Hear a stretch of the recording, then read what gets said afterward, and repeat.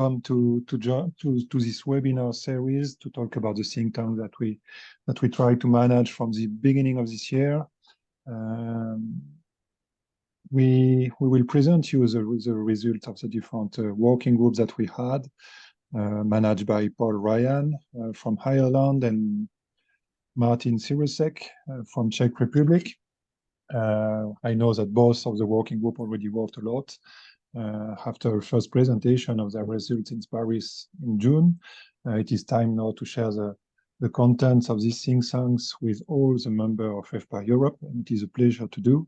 To all of you, there will be CPD point accredited by the different national EFPA, depending on what they want to do exactly and what they do in the CPD program. And you will have the possibility to pass a test at the end of the webinar.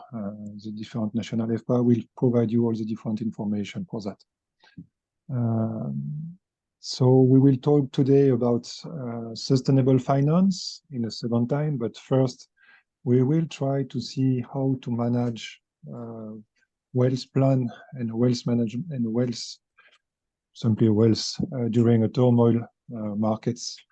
And I already share the voice and the floor with Paul Ryan to introduce the working group. Paul, okay. It's up to you. Thank you. Thank you very much, Patrick. Let me just share screen here now, and hopefully you can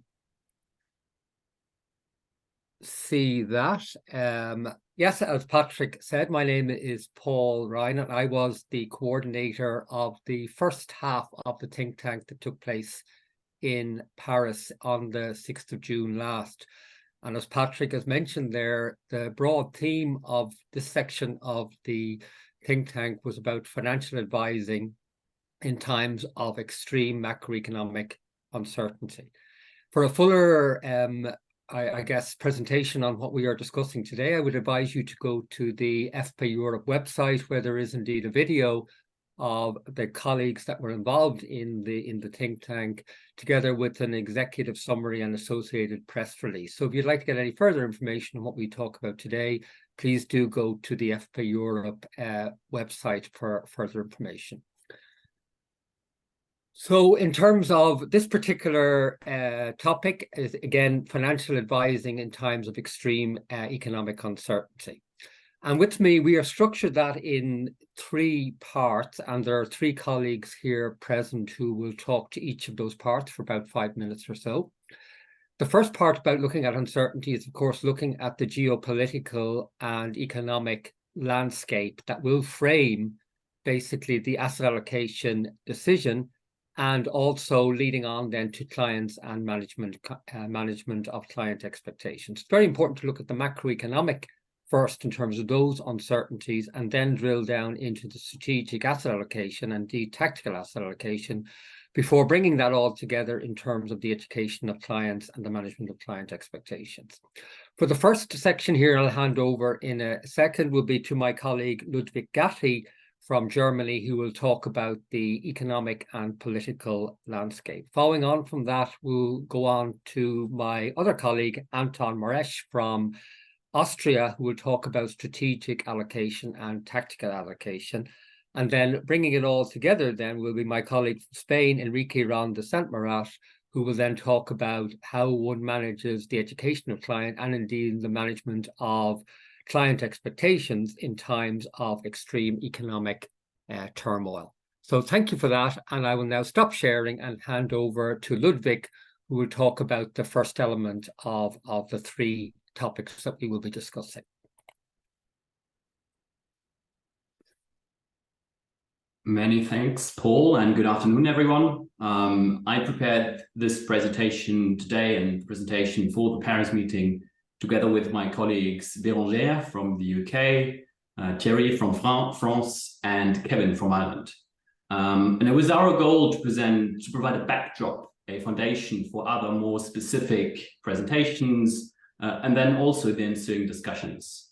And that's why we thought it would be helpful to cover the economic situation, 3 consequential long-term trends, and also the regulation, which has implications for all financial advisors, we're all very aware. Growth has been really volatile over the last couple of years. We can see this here quite clearly. Interestingly, the impact of COVID on global growth was actually larger than that of the global financial crisis, something we might not have realized that much because it was over relatively quickly and we were really busy with other things at the time. However, we're now back at pre-pandemic levels of growth, despite the war in Russia, Ukraine, and the conflict in the Middle East. The inflation that developed towards the end of the pandemic has been higher than it had been for decades, so that was quite new again. However, luckily, it has come to lower, but still above average levels since. Another important factor is unemployment rate, which has been at very low levels in most developed economies. And this seems to be quite a stable trend.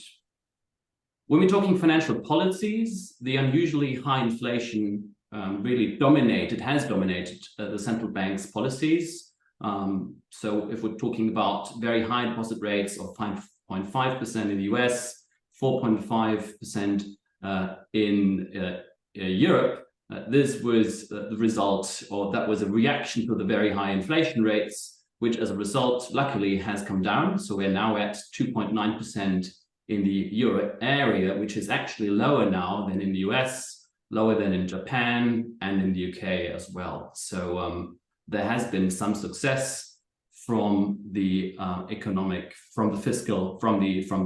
ECB and US Fed response towards the high inflation. Fiscal policies, I guess, are driven by three themes these days. So first is climate action. Many countries feel the need to take action, and the policy response usually comes in the form of public investment into infrastructure, into R&D, sometimes in the form of subsidies, but also structural reforms.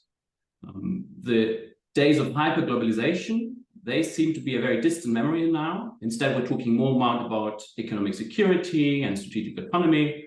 And governments, again, make massive investments to reshore industries, to improve the security and decrease the dependency of their supply chains.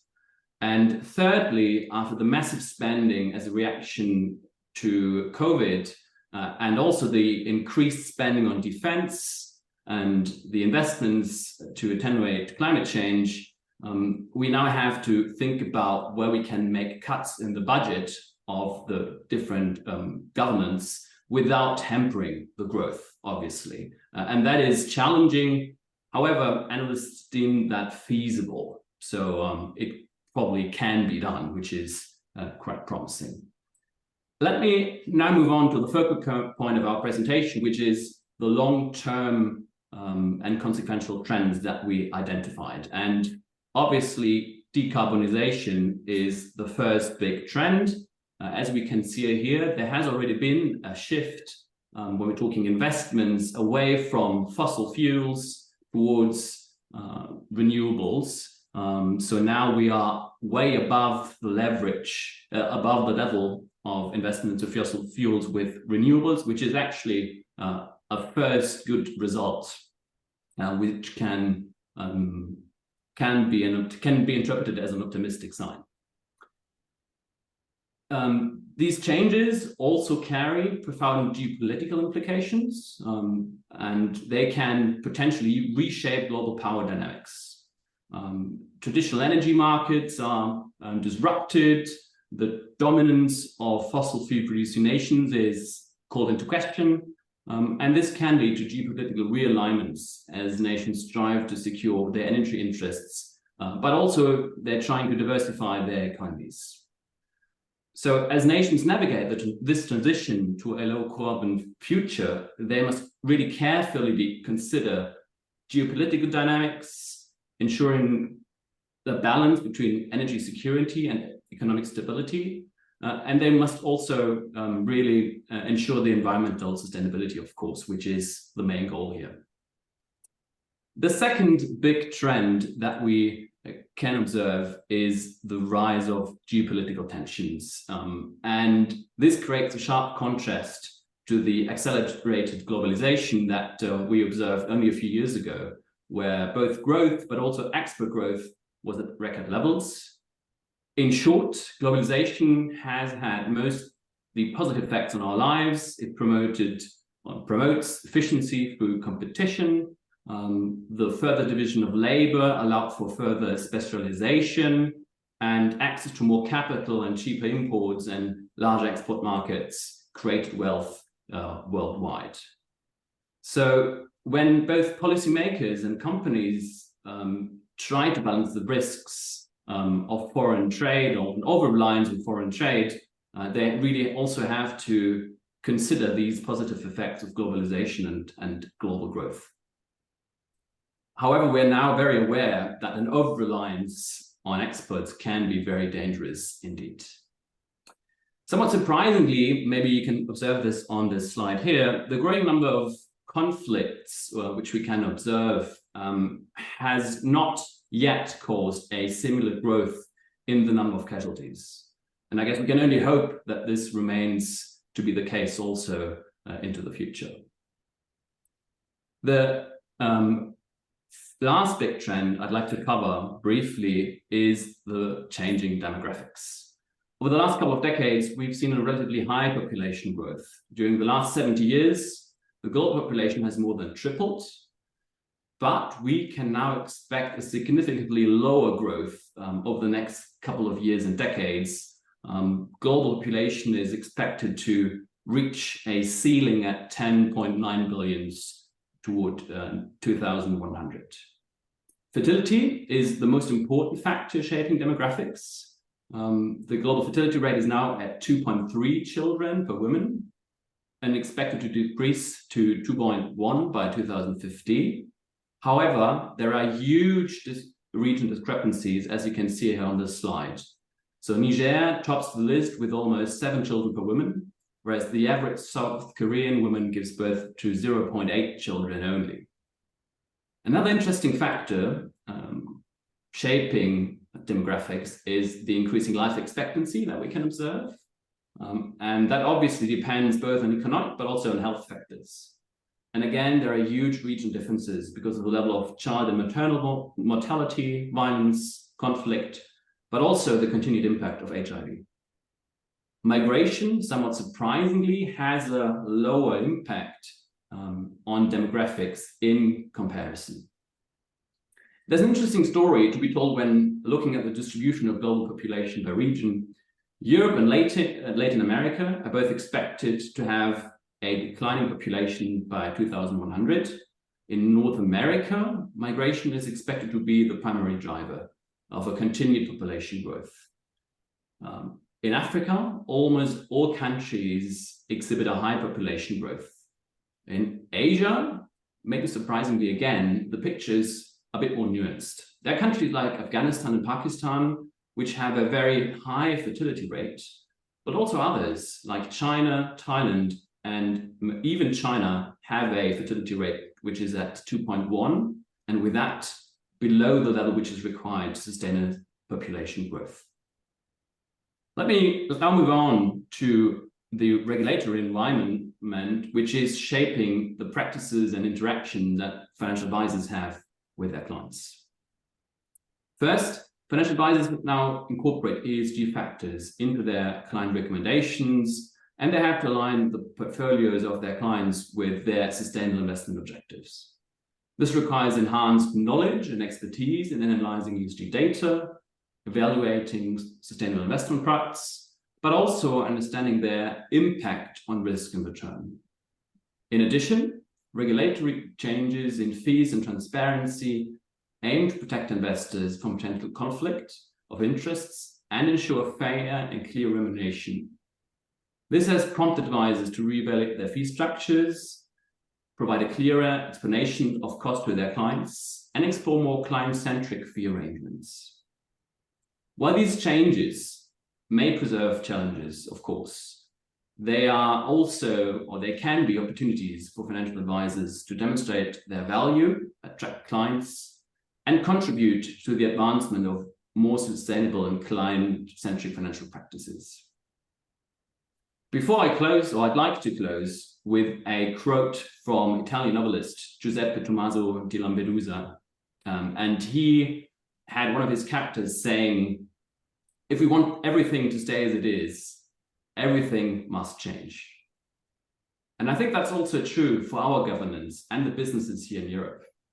They've benefited massively from socioeconomic environment over the last couple of decades. And this is true also for many of our clients. They've been economically successful, and of course, they would like to remain so. So in order to help them do it, in order to help them stay successful, we have to embrace the change on their behalf. Many thanks. This was a brief summary of what we covered in Paris. And with that, I think I have handed over back to Paul. Okay, thank you, Ludwig. Maybe stop sharing there. Thank you. And now we'll hand over to Anton, who will talk about strategic and tactical asset allocation. Anton. Hello, welcome from Austria. I'm happy to attend today. I hope everybody can see my screen. I will just go on with the presentation. So me and my colleague Paul Redmond and Peter Minks from the Czech Republic, Paul from Great Britain, we were fortunate enough to tackle the topic of strategic and tactical asset allocation. And the issues that we kind of discussed before we got together in the groups and that we then wanted to tackle in the think tank was that especially 2022, we saw an increasing correlation between traditional asset classes, which made it really hard to basically look for a flight to safety in portfolios, and asset allocation was challenged. Model portfolios and sustainable investing was also a topic that we discussed about because some advisors were coming up with thoughts that it was very difficult to construct sustainable portfolios with low costs. So we were looking into this issue as well. And last but not least, the probably evergreen topic of growth versus value in context of the dynamic asset allocation.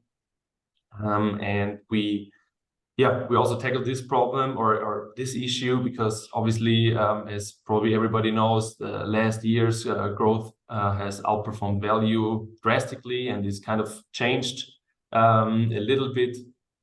It depends on which region, of course, you are looking, but a lot of discussion about the growth versus value is always going on. So we were trying to tackle this as well.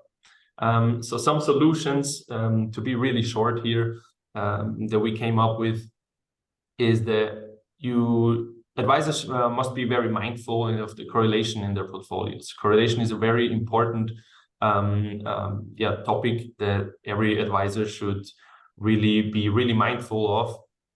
And choosing some non-correlating assets can lead to better downside protection.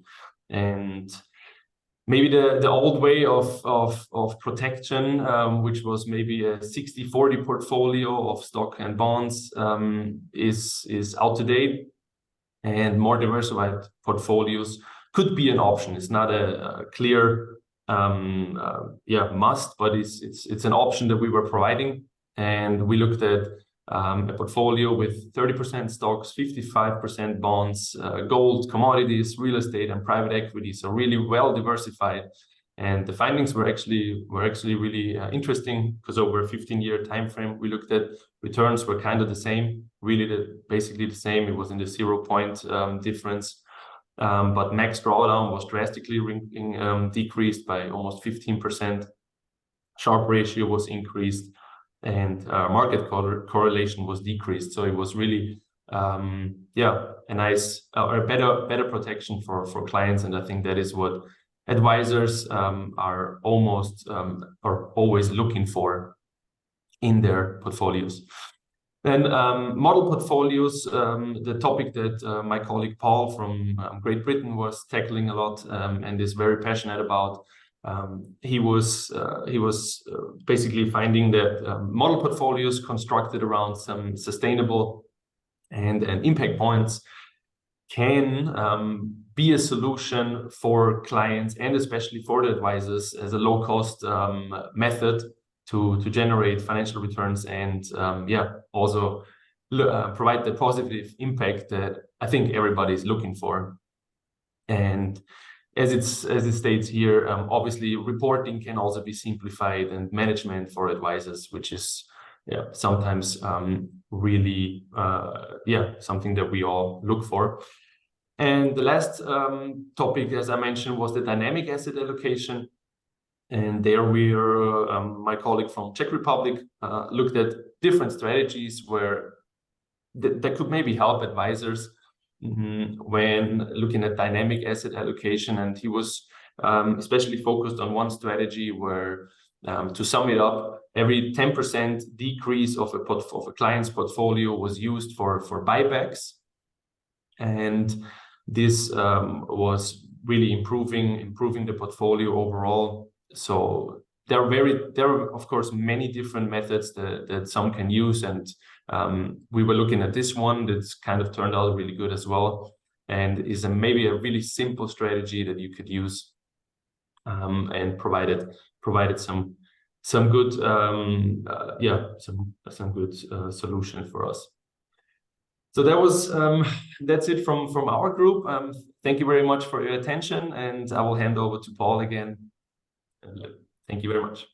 Okay, thank you very much, Anton. Before I pass over to Enrique, just say that if anybody is online and wanted to ask a question of the panelists, please put it into the chat, and we'll have a number of minutes at the end of Enrique's presentation, maybe to gather any questions that people that are attending online may want to ask. So please do that. So without any further ado, I'll hand over to Enrique then, who will talk about the third part and bring our other two parts together in terms of the education of clients and the management of client expectations. Enrique. Good afternoon, everybody. Let me share my screen before. Can you everybody see my screen? Okay, hold on.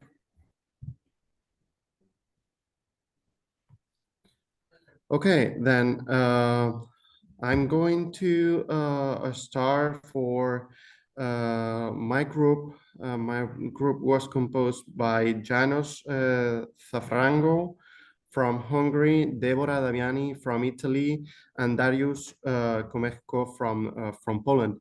We were told to talk about education of clients and management of their expectations. This is the last topic of the three subgroups that we made with Paul. Is the last but not least of the groups. We were talking about having another point of view related with the interests of our clients. I'll be really quick because we're hurrying in our time.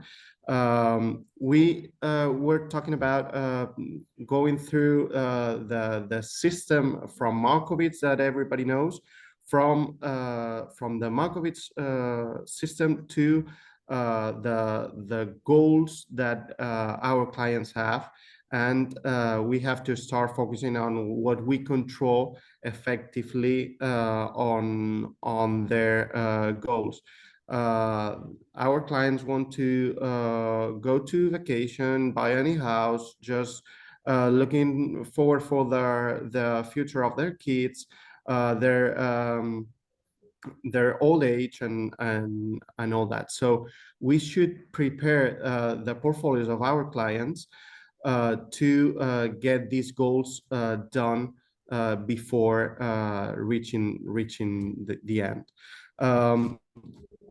I'll just point out a quick example of how emotions can effectively change our returns on the investments. For sure, everybody knows Mr. Peter Lynch and their fund Fidelity Magellan. This fund was raised between 1977 and 1990, managed by Mr. Peter Lynch. This fund was getting returns of 3.5 times their investment.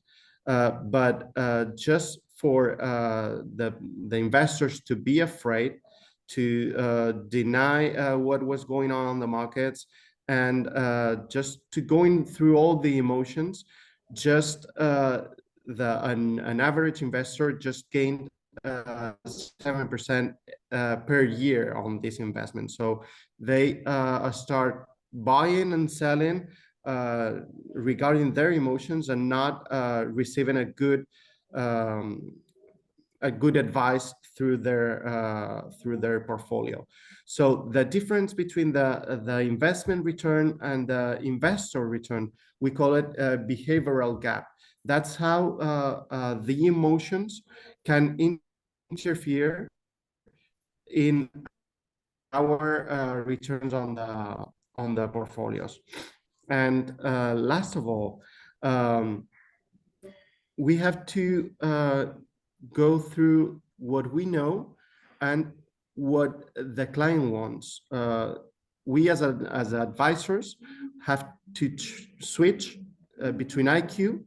It means know how to invest the money, to EQ, what we call know the client and know the client expectations. And that comes by having a lot more empathy, a lot more sensitivity, and more commitment to the client well-being.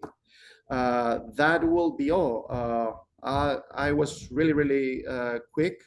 Paul, I'll hand over to you again. Okay, that's great. Thank you very much, Enrique. Maybe stop sharing there. I don't see too many questions in the chat as of yet, but maybe I'll ask a question here. Maybe I'll direct it not necessarily towards you, Anton, but one thing you did mention about correlations, and obviously trying to identify asset classes that may be uncorrelated with the traditional asset classes, bonds and equity and so on. I just wondered, do you see much scope for infrastructure there? And that might tie in a little bit with kind of sustainability, because we have the EU Green Deal, we have the US Inflation Reduction Act and so on, and investing in green tech and green technology. Do you see a growing proportion of alternative investment tied in those type of activities? Did that come up in terms of discussions amongst your group members maybe? Well, actually, it did not come up, to be honest. I mean, we were looking at almost all the different asset classes, and if you refer to alternative investing now, also because you mentioned, I think, real estate, if I'm not correct now, or if I'm correct now, sorry. So basically, yes, we were also looking at this, of course, as well.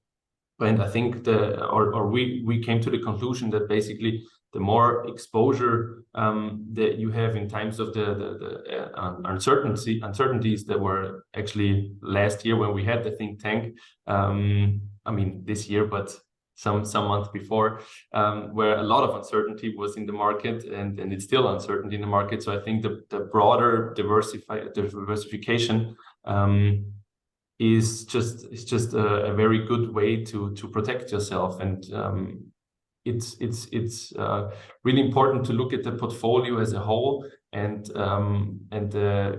because obviously volatility is different in each asset class. So basically the normal way of going a 50-50 as stock bond portfolio has actually way more risk than maybe some would think, that it's balanced, it's 50-50. No, it's not. Stocks are way more volatile than bonds. So basically the risk is way higher. And this goes for every asset class. So that was the solution actually that we came up with. Look at the whole portfolio, look at every asset class, and there's no perfect solution to it. But every client is different, every portfolio is different.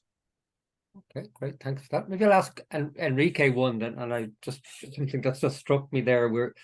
It was very interesting discussion we had, and Janos mentioned that and so on in the think tank, and was caught up with in terms of the role of emotions and so on, and the life cycle approach to investing and the IQ versus the EQ and so on. Like, then you come up in your subgroup about would there be a difference in how one deals with clients depending on the age profile of the client? Is emotion age related, or is it invariant to age in terms of that relationship and education with the client?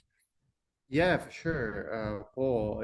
In this case, for sure, the patients that have the clients during their whole life is not the same as for a young people than for an older people, for sure. But also, we as an advisors, we have to be really aware of their emotions, the emotions of the clients, and we know and we have to know how to manage them, how to manage fear, how to manage excitement, how to manage just the markets as they are at the moment. So this is so important, and we have to learn about a lot of things regarding the emotions and how to manage them. Okay, great. I still don't see any questions. Maybe I'll ask one more unless anybody else wanted to ask. And it's just interesting, and I remember reading recently enough by Paul Krugman in the New York Times about that relationship between inflation, growth, and interest rates and employment seems to have detached somewhat over what a lot of economists would have traditionally kind of expected. That we haven't really seen, in fact, unemployment is at a very low level, even though interest rates are at a relatively kind of high level. I just wondered, did anybody from any of our groups have any kind of perspectives on that, and how will it affect asset allocation, or should we not bother tactically and look more towards keeping the same kind of strategic proportions we would have had and look through this volatility and so on until things kind of settle down? I don't know if anyone has any particular view on that issue, which has actually vexed a lot of the economics profession, I guess.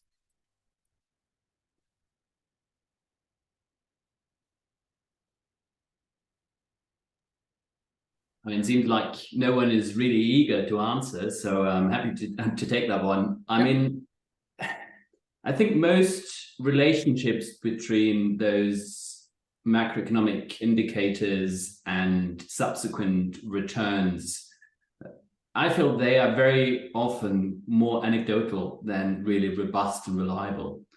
So I think I would personally tend to keep an asset allocation which makes sense in the long term, given the individual's preferences and goals. I think it's really difficult to time equity markets, to time other asset classes. I think the recent developments, and maybe that detachment that you mentioned, Paul, increased the risk of being wrong there. Okay, great. Okay. Yeah, I see. And there's one question actually in there. Oh, yeah. Yeah, I think Andre had mentioned about emotion. I think we kind of touched that one. Yeah, I think one panelist or one person there talks about should our syllabi within the EFPA include some content really on soft skills, if indeed managing of the emotions that you mentioned there, Enrique, is a potentially important kind of issue. Would we consider, or how should soft skills really be incorporated into curricula, or is it something that you build up through your experience in terms of dealing with clients? I don't know if anybody at all has a reflection on that might be of the panelists here today.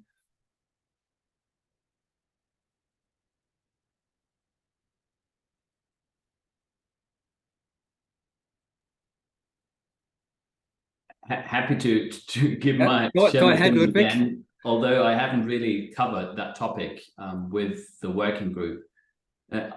I think there is a lot of insight that we can get from psychology. There's very famously all the behavioral finance research which has come out over the last couple of decades, But I think also other psychologists have really discovered a lot about what good financial advice actually looks like, how clients more reliably follow the advice from financial advisors, because oftentimes it's not easy to actually have a strict savings discipline. So there is, again, research out there which, or in what way financial advice can be provided so that it actually becomes a little stickier with the client's behavior. So I think that's a very interesting topic, and maybe the EFPA and other industry bodies can extend their offering in that area. I think that would be really amazing. Okay, thanks for that, Ludwig. I think there are a couple of more questions there, but I think in the interest of the other group as well, and to finish in the time for everybody, I think maybe I'll hand over at this stage to Martin Suracek, who was the coordinator from the SQC, European SQC, in relation to the second topic of the think tank. So I'll hand over to you, Martin, and your group then. Okay.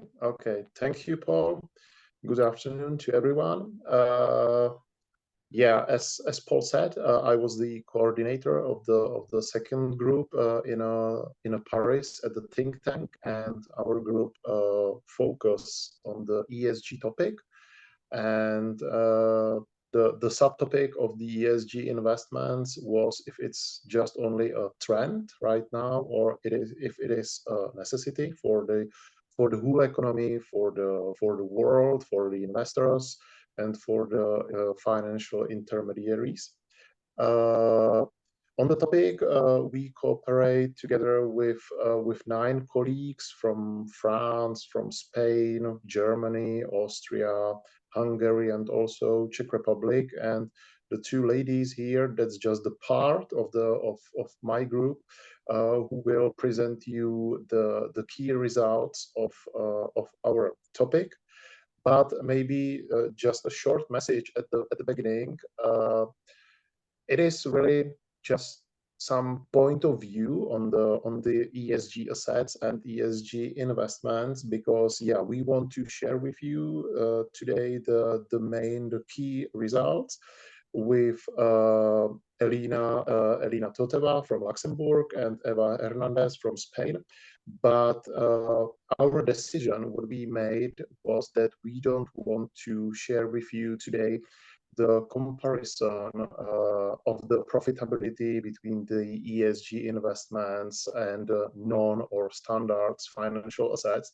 We made this decision maybe a few days ago because I think that really always depend on the market movement, on the investors' mood and investors' behavior, but also the period for analyzing really if the ESG investments, for example, overperform the standards financial asset, that will be not fair. So honestly, today it will be really just a ESG framework from the legal point of view, from the taxonomy.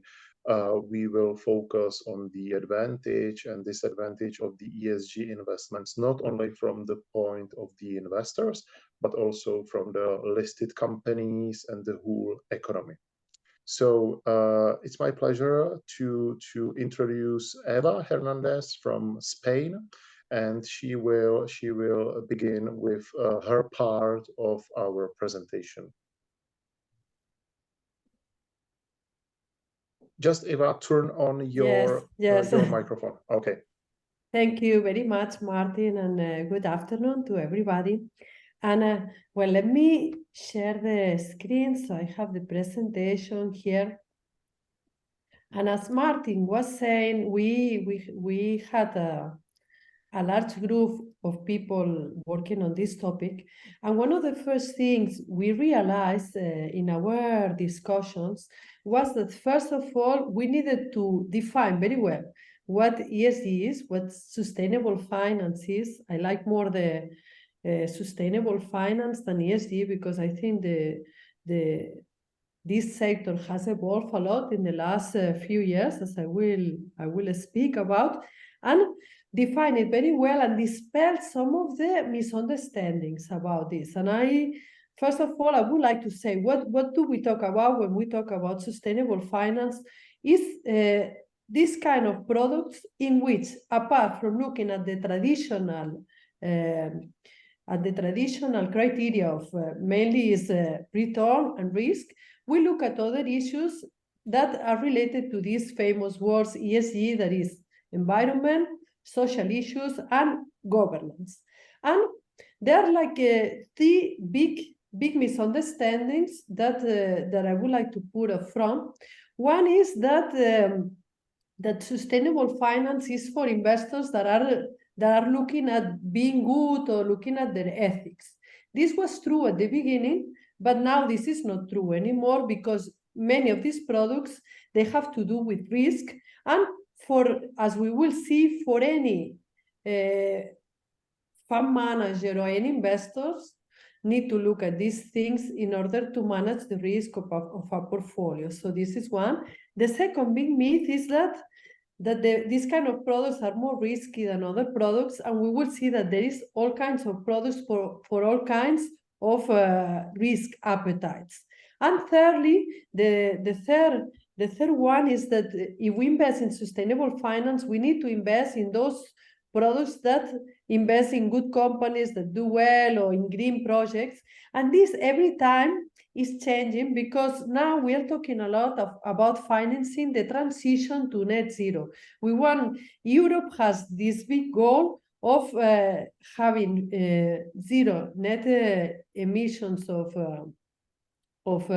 greenhouse gases in 2050.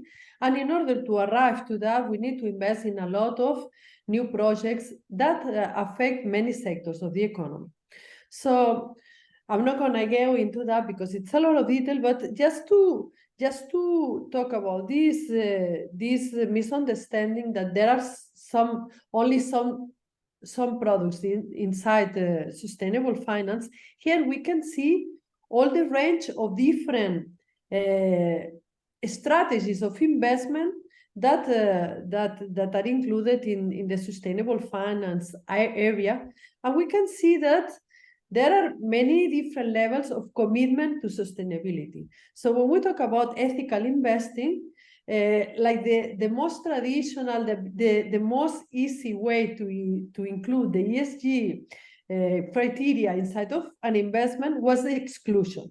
This was the strategy that was used during many years, and it's a very simple strategy, just doing some exclusions. So you will have a portfolio that is very similar to other kind of portfolios, the traditional portfolios, and it would be just about not investing in certain sectors. That can be, for example, anything that has to do with tobacco or stuff like that. So this is the simple strategy. Then the sector evolved a lot into more strategies that integrate much more the ESG factors at the moment of doing the financial analysis. So when we talk about integration, we consider these ESG considerations inside the models when we do the financial models. There is the thematic investing when we gather the portfolio considering certain topics. For example, renewable energy, so stuff like that. And the most committed strategy inside sustainable finance is what is called impact investing. And when we talk about impact investing, as the name says, we are trying to generate an impact. And this impact can be in the environment or in the social issues, and the investors that look for this kind of a strategy, they have a double objective. One objective is to have a financial return, and the other is also creating an impact. But this so committed area of sustainable finance is very dynamic, but it's very small still. And this is the closer one to philanthropy. But this is very important. We need to differentiate sustainable finance and philanthropy. In philanthropy, you don't look for a return.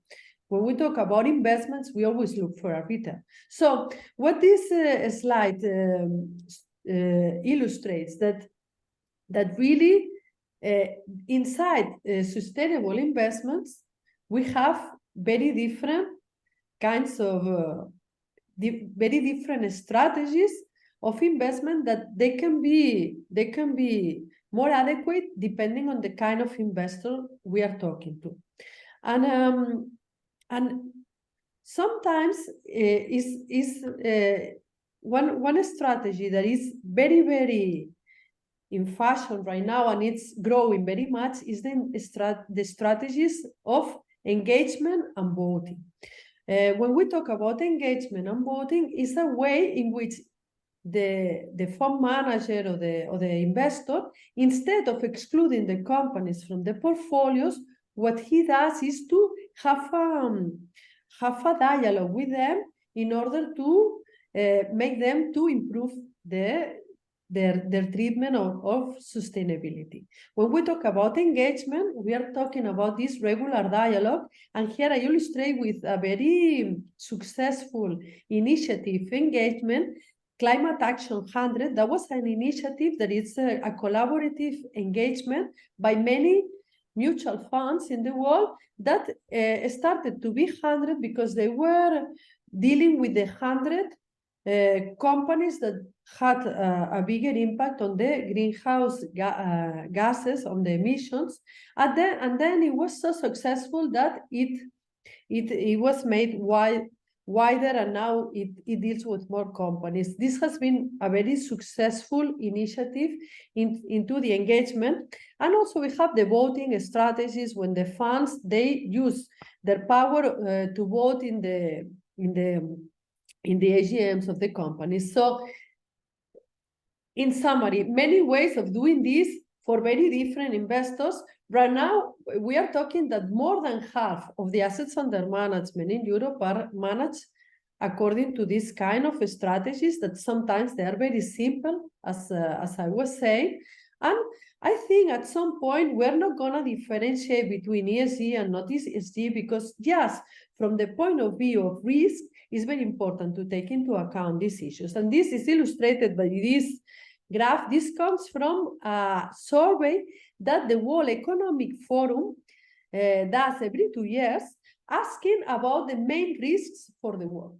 And if you look at the last survey that we have here, many of the biggest risks for the world are related to the issues that are included in the ESG, especially topics related to the environment. Here, as the first risk, we have the climate action failure. We have extreme weather conditions, loss of biodiversity, damage by humans, crisis of natural resources. And then we have also some social issues like the erosion of social cohesions, crisis of livelihood. And the issue with all that is these topics are interrelated. So as I was saying at the beginning, for any portfolio manager, even if he doesn't care about sustainability, it's very important to take into account these issues from a point of view of risk of the portfolios and return of the portfolios. That's why I think at some point we're not going to differentiate traditional investment and ESG investment, because from a fiduciary point of view, this is becoming every time more important as this crisis they get worse. So this is something that is going to be a big trend in the next few years. I was talking about risk. I think we need to take into account also returns, and there is demonstration that taking into account ESG topics can lead to better returns. There is a lot of literature on the matter that has been researched by universities and by fund managers, and I think the place in which it was very clear from the beginning that taking into account those issues would lead to shareholder value was the governance. This has been going on for a long time. With environment and social issues, is like the interrelation is more difficult, but clearly there are factors, there are examples of factors that, taking them into consideration, they can lead to value drivers and to higher profits for investors. Of course, as Martin was saying at the beginning, this depends on the timing, and I think this is a very long-term trend. It's not something about the next quarter returns. If we invest in sustainability as companies, is taking into account the long term. That's why we cannot look at the profits in the very short term. Many of these issues, as we advance to these net zero goals in 2050, this is going to become, I think, a big mega trend in the next few years, something that we need to take into account, because it's going to raise a lot of opportunities of investments in many sectors. Lastly, before giving the floor to my colleague, Elena, just talking a bit about the plans of the European Union. What the European Union realized is that in order to accomplish the big goals of sustainability that are exemplified by the Paris Agreement, in which is about reducing emissions, and then we have like the famous 2030 agenda and the SDGs, the Sustainable Development Goals.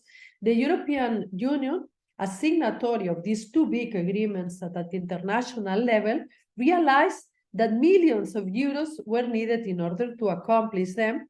And in 2018, in order to work on that, they released the action plan of sustainable finance. And this action plan has three main objectives. We are not going to go into the details, but the three main objectives are, first, to channel the capital needed to fund these projects that are going to take us to a sustainable economy. The second, to include sustainability into risk management because of the reasons that I just described. And thirdly, to further foster transparency and long-term strategy for investments. What the European Union is trying to do is that the outlook for investors, it goes more to the long term. There are a lot of actions included in the Sustainable Finance Plan. I think the three ones that are more important for investors are the taxonomy, that is the classification of green activities, the FDR, that is the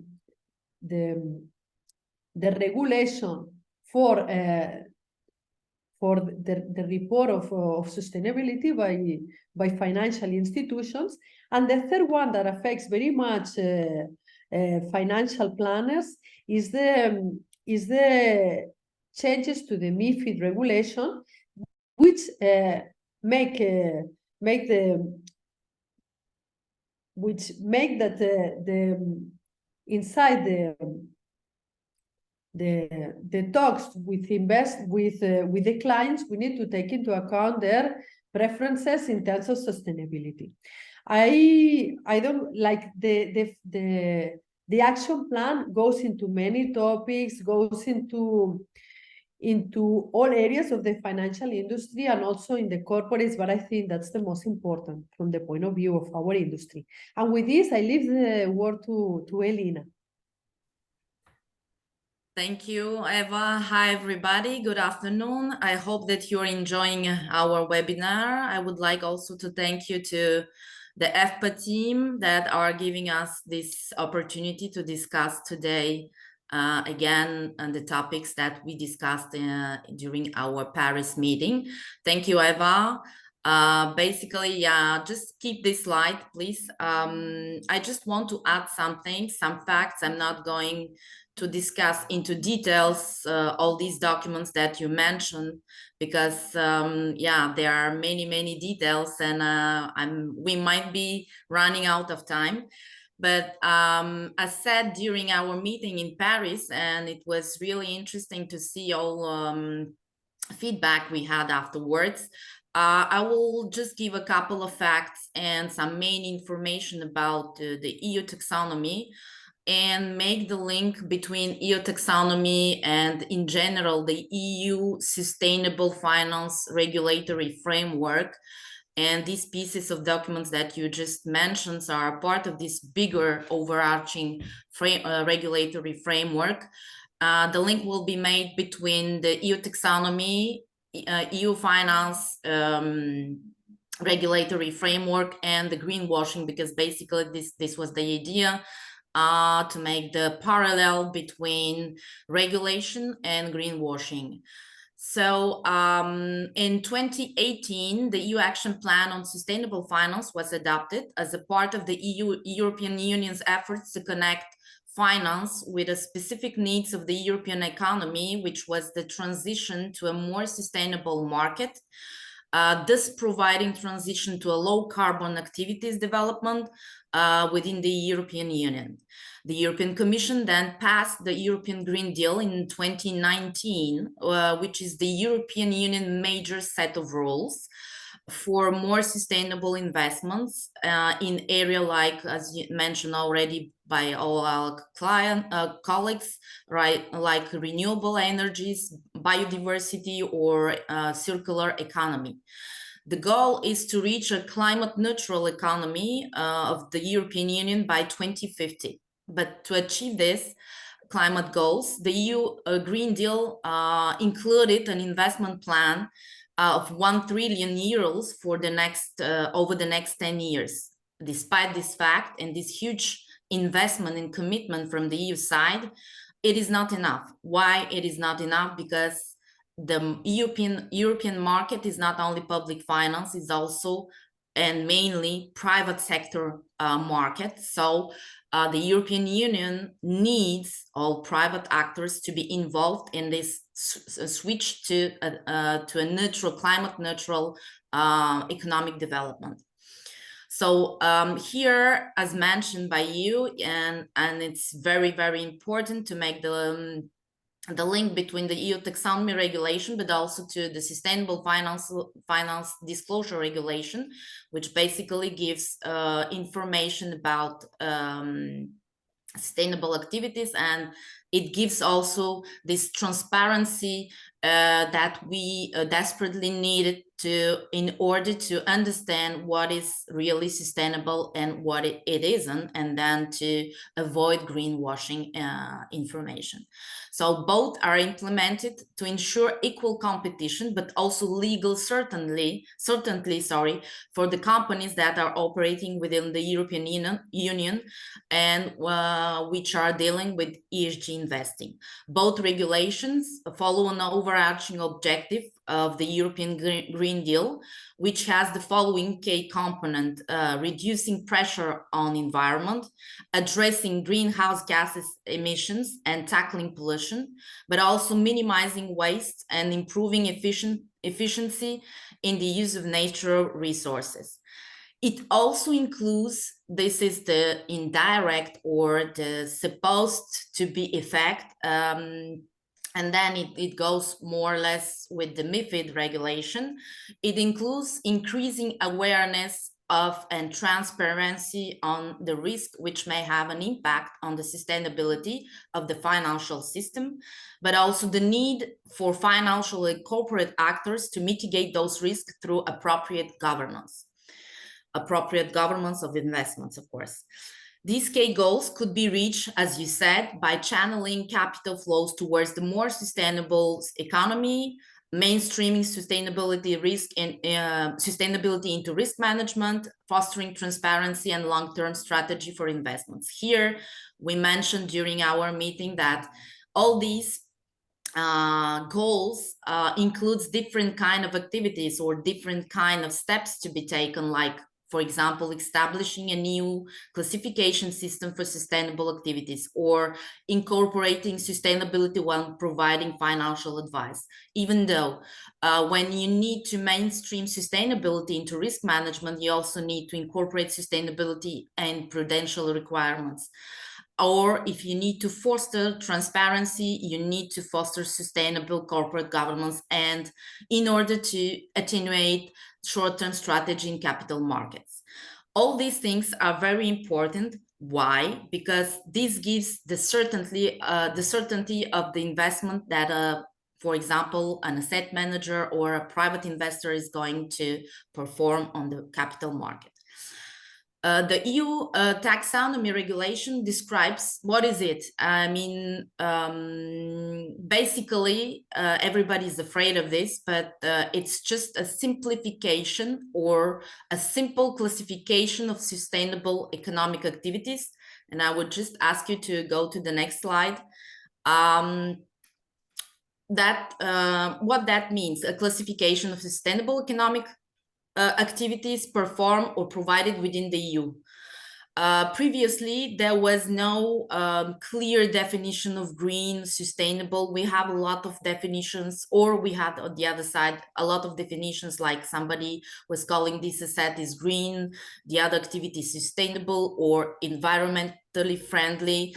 So we didn't know what exactly is a sustainable activity. So, and the EU taxonomy regulation indeed created a clear framework for the concept of sustainability, exactly defining when a company is operating in a sustainable way.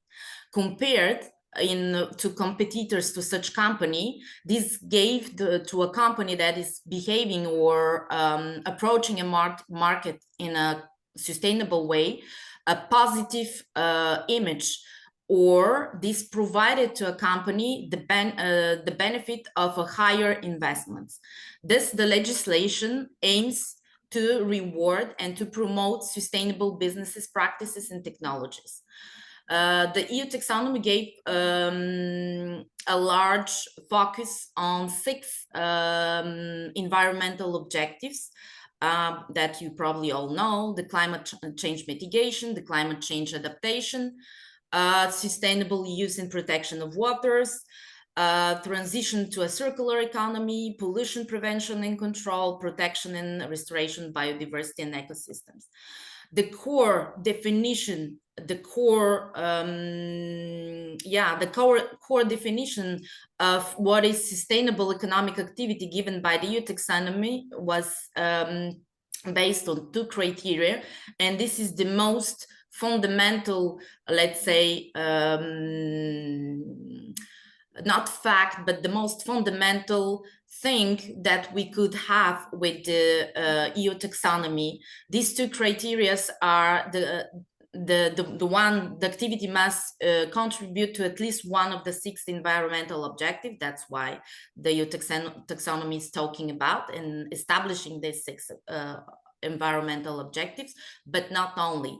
And here the tricky part: at one hand, you need to comply with one of these 6 environmental objectives, but you also do not, you should not do significant harm to any of the other objectives, while of course respecting basic human rights and avoiding negative social impact.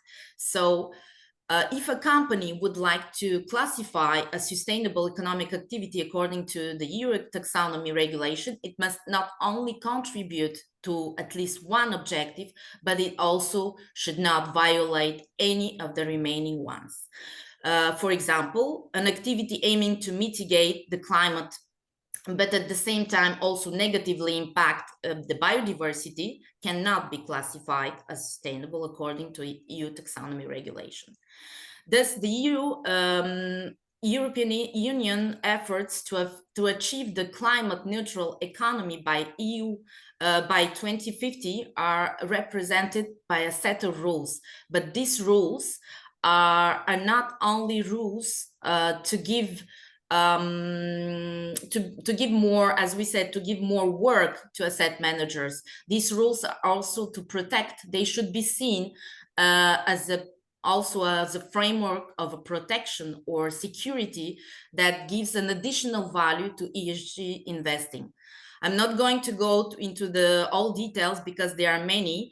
Here, I just want to make the parallel with the greenwashing effect, because as you know, in the last couple of years, we are constantly talking about greenwashing, where it comes from, why we have these things.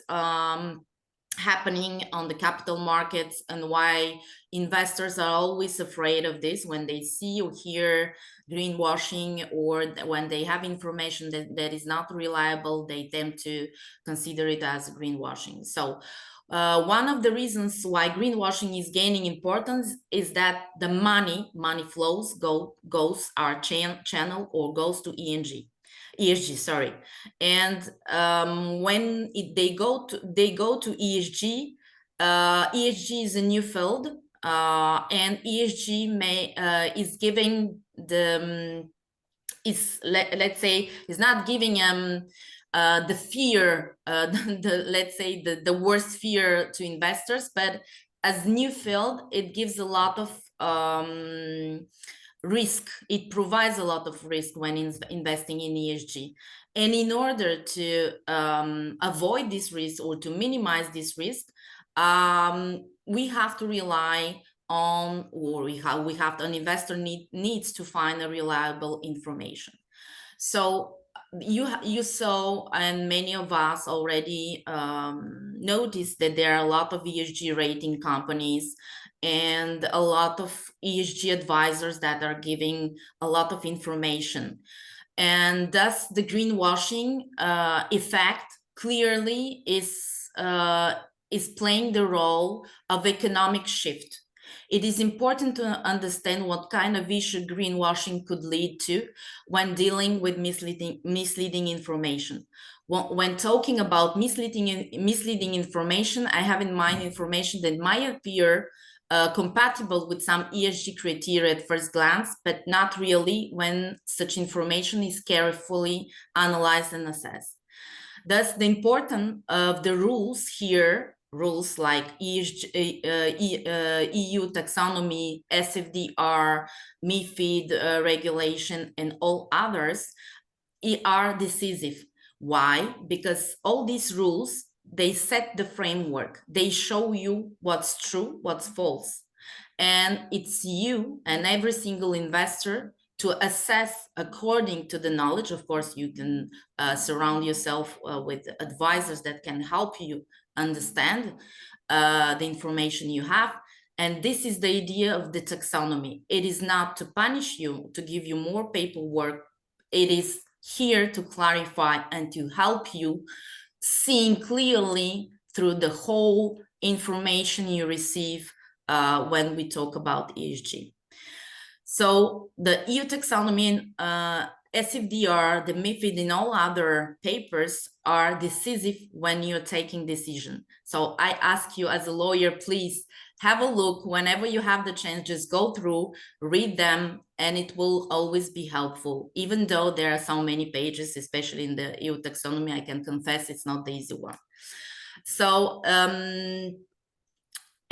greenwashing could be everywhere. I don't want to give you the impression that we are going to completely delete it or to completely avoid it, but at least if you're well informed and you have a reliable data, you will be able at least to yourself to explain what are you doing, what kind of assets you have at stake, are you willing to invest, and why you should invest. Is it really ESG or not? I'm going to conclude here just as a short conclusion with the EU taxonomy, saying that it's a major, for me, it's one of the major pillar of the EU sustainable finance framework, and luckily we have it, because now we can see clearly through the information we are receiving, but also through the qualification we have about assets, about investments, about projects. And it allows a lot of economic actors to be more sure, to avoid risk, and also to provide, because some of the actors of the capital markets, they are also intermediaries. They provide them a tool to assure clients that the asset or the project they are offering to them is a project that is really reliable with respect to ESG requirements.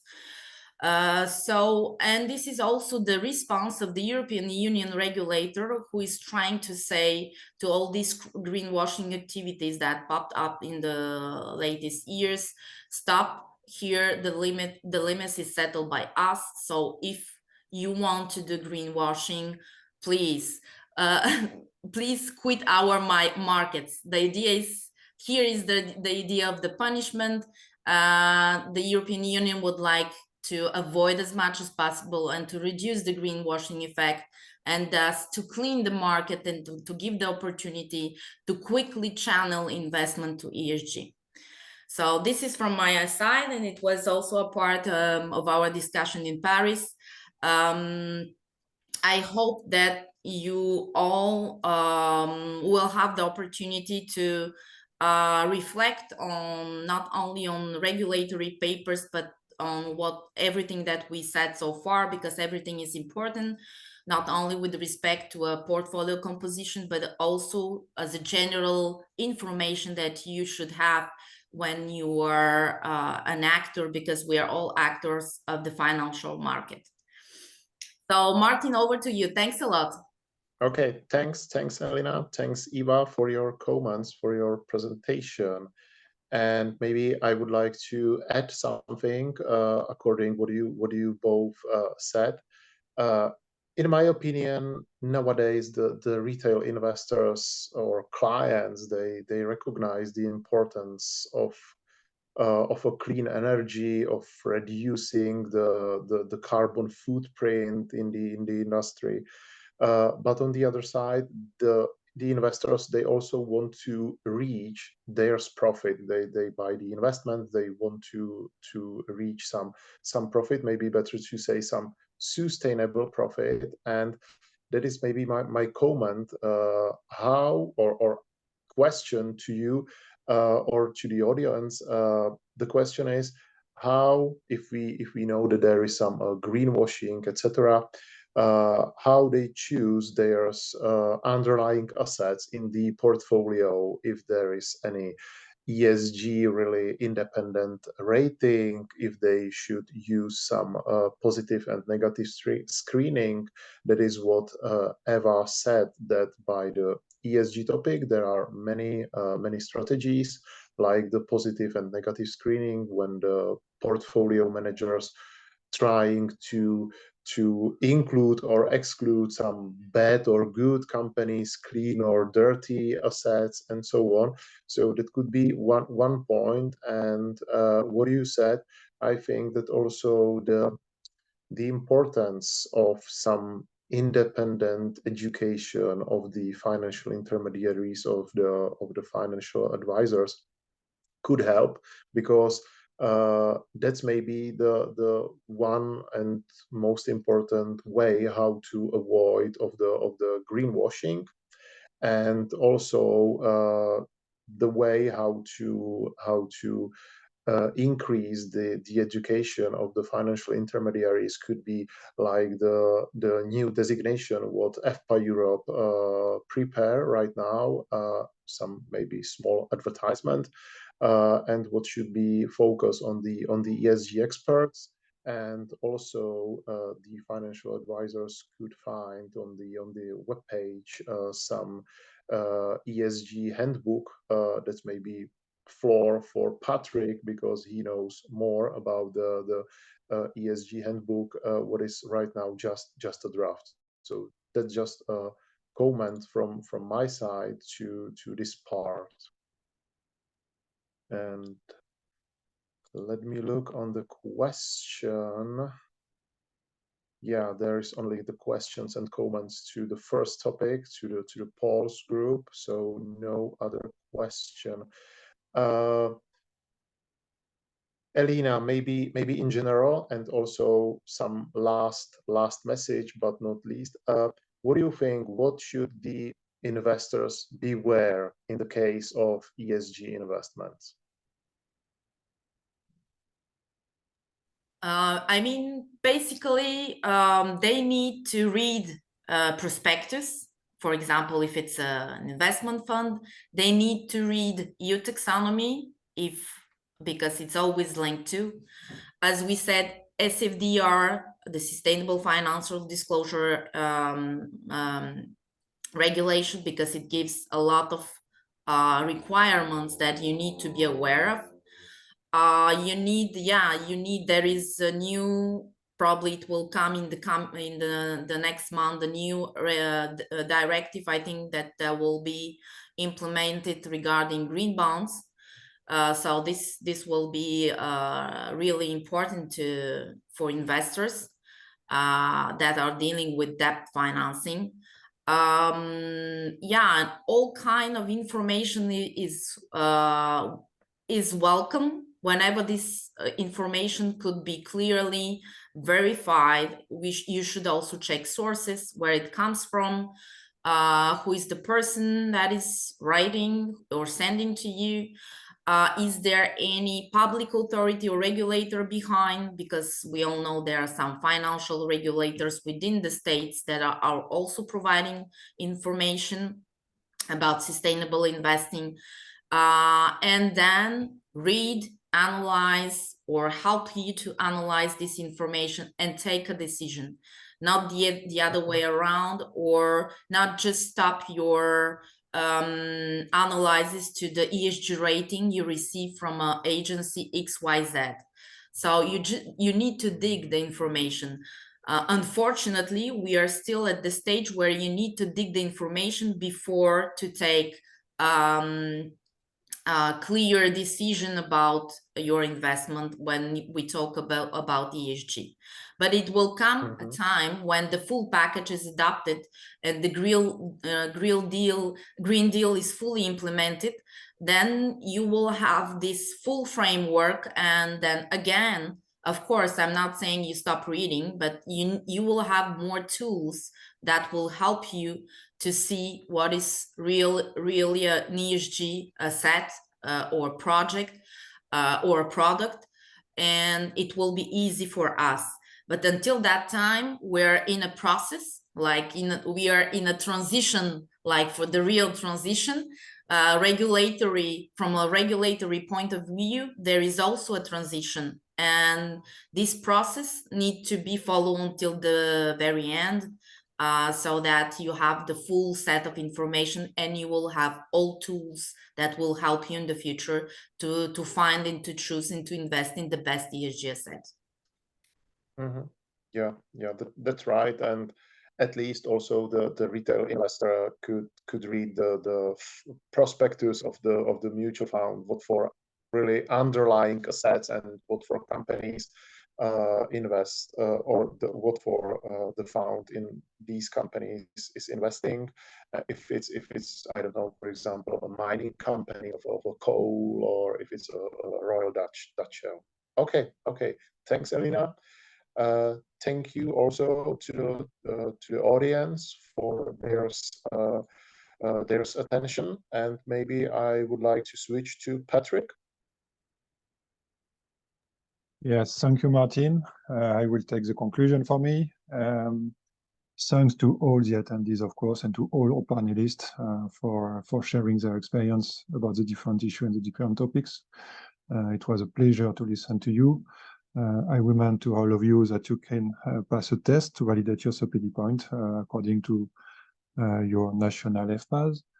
And if you have any question for panelists, for Martin, Paul, or any questions that you can have, do not hesitate to contact your national EFPA or EFPA Europe.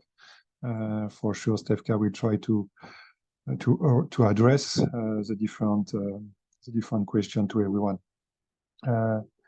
One more time, thank you to all our panelists, and for sure there will be more to come with the EFPA Asian book also, which is more than a draft now, and will take live probably for the end of this year or next year. And if you have any questions, feel free to ask. Thank you very much, and have a good evening. Bye.